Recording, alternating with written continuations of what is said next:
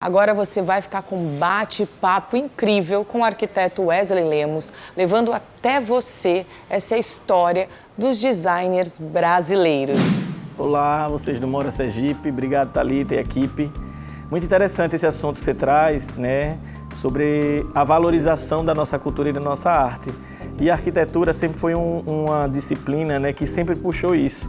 O design, né, essa palavra mais jovem que a gente conhece, né, que surgiu no período industrial para divulgar e difundir o mobiliário e as moradas, traz essa força, né? No Brasil, muito conhecido pelo Sérgio Rodrigues, né, que foi o papa do mobiliário brasileiro, junto com Oscar Niemeyer, Lúcio Costa, desde o hiatus da Fundação de Brasília, né, na década de 70, além de decorar os palácios e os prédios, né, prédios públicos, veio permeando a casa, né?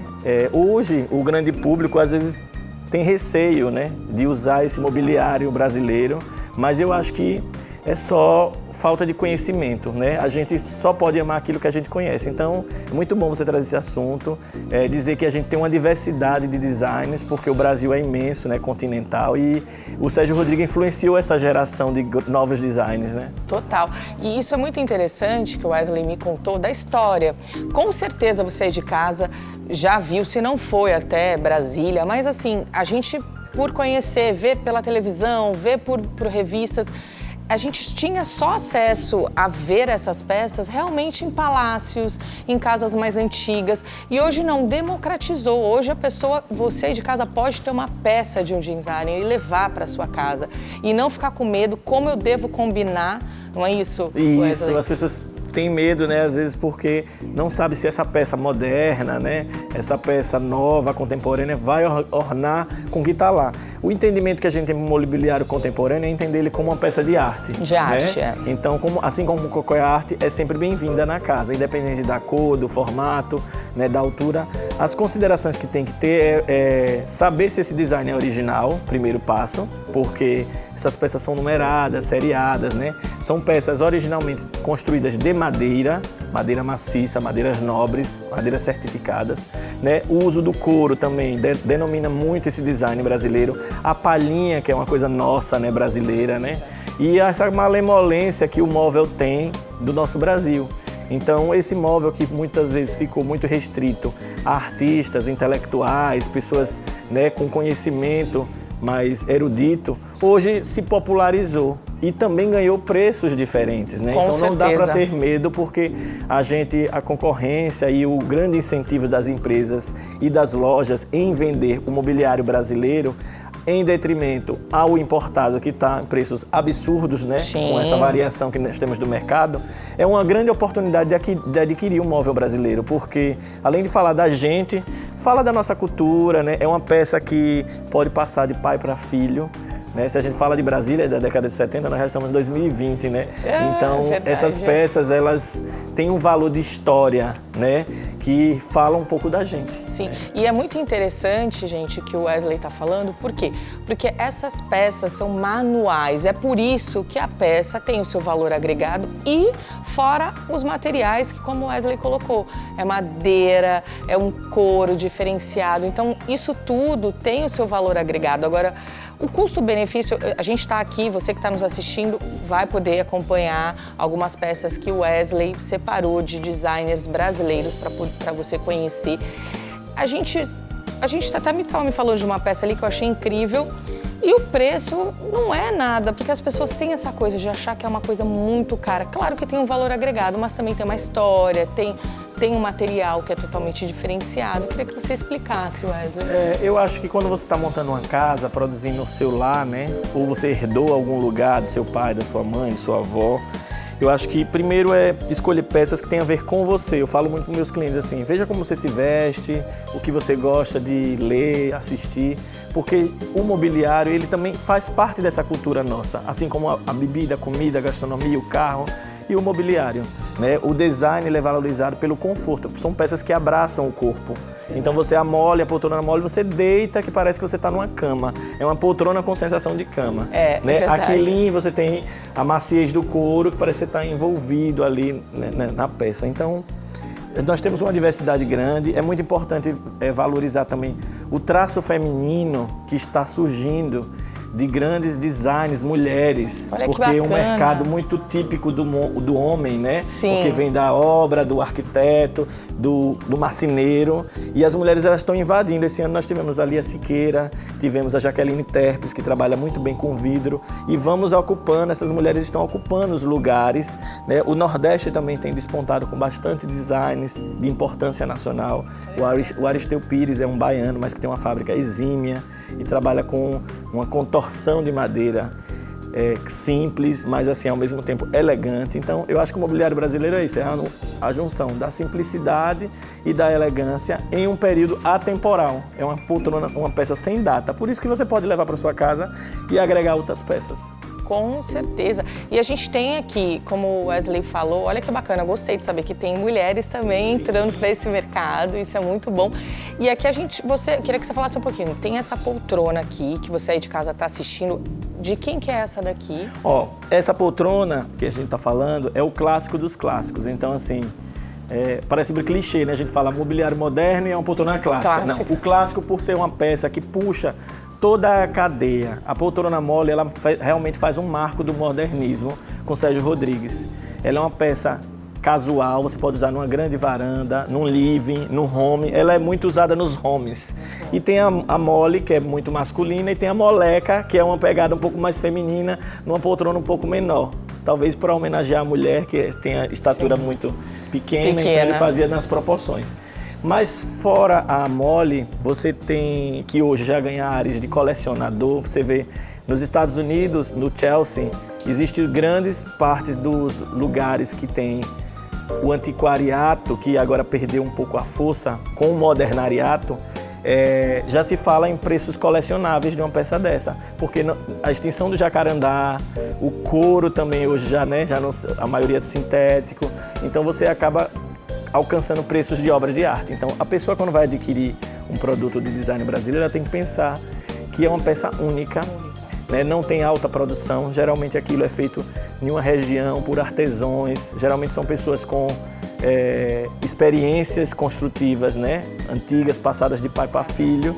É o mesmo esquema de uma bolsa, né? Porque uma bolsa de grife custa muito caro. Não é pelo valor da bolsa, não é pelo artesanal, porque é importada, mas é porque é feita artesanal, o couro curtido, a costura manual. Então, a gente tem isso. Acho importante também a gente levar para o público que a gente não pensa no mobiliário brasileiro, e é um preconceito achar que o mobiliário brasileiro, o traço do Brasil é só construído através da madeira, né? A gente tem grandes personagens que trabalham muito bem com vidro, como a Jaqueline Terpes, né?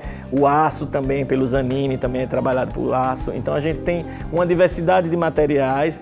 O importante é você saber escolher essa peça para o lugar que você vai morar, se é um lugar de marisia, se é um lugar urbano, e que esteja no seu agrado, né? Com certeza. Conhecer esses designers para saber também o que se identifica com a sua personalidade, aquela peça, a história. Acho que é importante, porque quando você pesquisa, quando você busca a história, você também você agrega isso ao valor que você está pagando e tem um entendimento, né, Wesley? Porque a peça de designer tem toda uma história, tem todo um contexto e entender exatamente isso, que esse trabalho ele é exatamente manual. Então, você falou que são peças que estão de séries, então você não vai encontrar muitas peças, é tudo muito personalizado.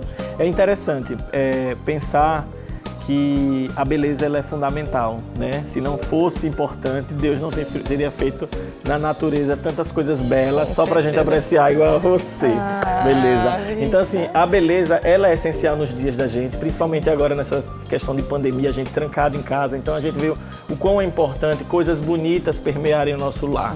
Então, não é que você vai ser mais feliz ou menos feliz porque tem uma peça assinada, claro, mas que vai trazer uma conexão de pertencimento, afetividade, familiaridade, né, ao lugar. Essas peças trazem isso. Trazem isso, história. E é muito bom, como você falou, de você conhecer a história, porque você não precisa levar muito, né? O design brasileiro ele tem essa preocupação, você pode botar apenas um sofá, um tapete e colocar apenas uma peça com a luminária. Claro. E ele já faz esse estilo do design brasileiro.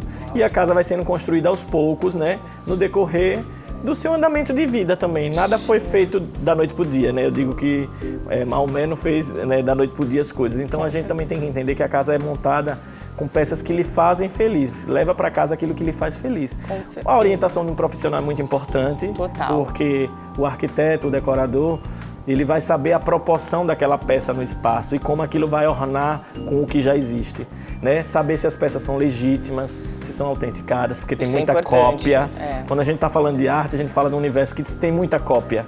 Ainda existe, né? Então, é importante. Se você tem um gosto mais apurado e quer uma peça realmente original, da década de 70, 60, 80, vai nos leilões, né?